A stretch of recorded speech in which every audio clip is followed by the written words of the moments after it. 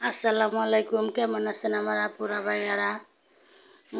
তে সকালবেলায় চলে আসলাম রান্না করে ফাইটার মাছ।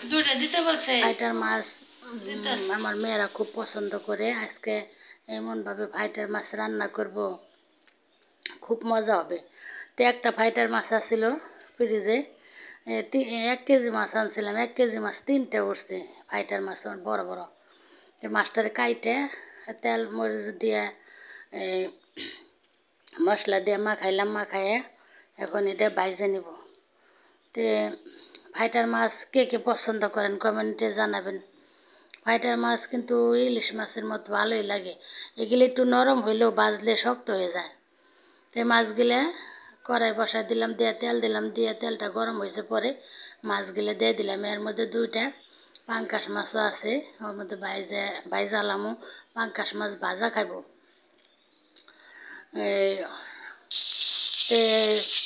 মাছগুলো উল্টাই দিই, এক সাইড ভাজা হয়েছে।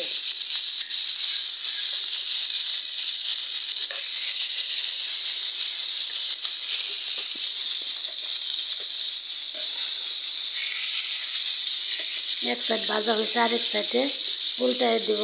এইদিকে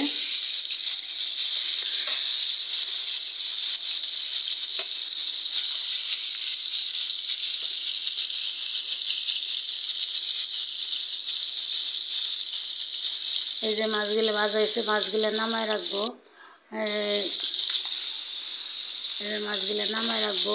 কয়েকদিন অসুস্থ ছিলাম, কালকে ডক্টর দেখাইছি। অনেক আপু ভাইয়াদের ভিডিওতে যাইতে পারি নাই।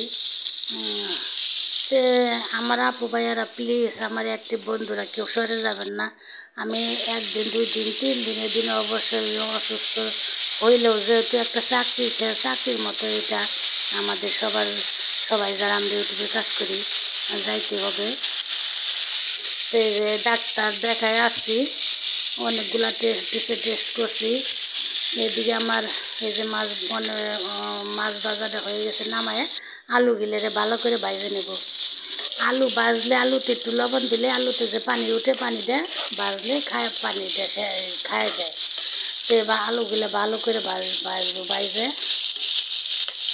রাখবো। তে দেখতে থাকুন। তো সবাই দোয়া করবেন আমার জন্য। অনেকগুলা টেস্ট করছি, আল্লাহ যেন কোনো রোগ টুক না ধরা পড়ে। আপনাদের সাথে যেন থাকতে পারি যে কয়দিন বাঁচি। বাসায় তো বসে থাকি, তাই শখ করে একটা ইউটিউব চ্যানেল খুলছি যে আমার সব আপু ভাইয়াদের সাথে জানি বন্ধুর মতো থাকতে পারি। আমি হিংসা করব না, সবার ভিডিওতে আমি কমেন্ট করি। আমার ভিডিওতে যারা কমেন্ট করে আমি সবার ভিডিওতে যাই। আমি কেউ বলতে পারবো না যে আপু আমাদের ভিডিও কমেন্ট করে না। তো আলুগুলো বাইজে নামায় রাখলাম, নামায় কড়াই বসাই দিছি, দিয়ে তেল দিয়ে দিছি, দিয়ে পেঁয়াজ কুচি, রসুন কুচি, সব মশলা দিয়ে দিছি, জিরার ফাঁকি, হলুদের ফাঁকি দিয়ে মশলাটা ভালো করে কষাই নেব।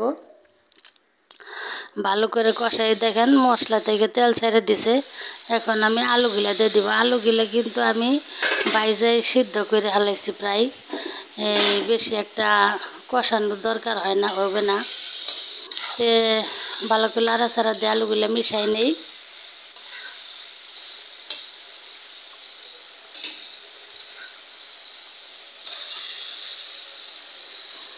তারপরে মাছগুলা দিয়ে দিলাম, দিয়ে একটু লাড়াচাড়া দিয়ে মিশাই দিব। এই যে মিশাই নিছি। এবারকে আজকে মেহমান আসছিল বাসায়, একটু মেহমানদারিও করলাম, একটু অনেকটা কাজ করছি। মেহমান আসলে আপুরা অনেক থাল বাসন এটা সেটা করতে করতে কাম সারা। তো এই যে বাসনগুলা গুছাই এখন আবার রাখতেছি। এই যে এই যে বাই করছিলাম, এটা রেখে দিলাম। আমার ছোটো মেয়ে স্কুল থেকে কলেজ থেকে অনেক উপহার পাইছিল। এই যে প্লেট, তারপরে যে এটা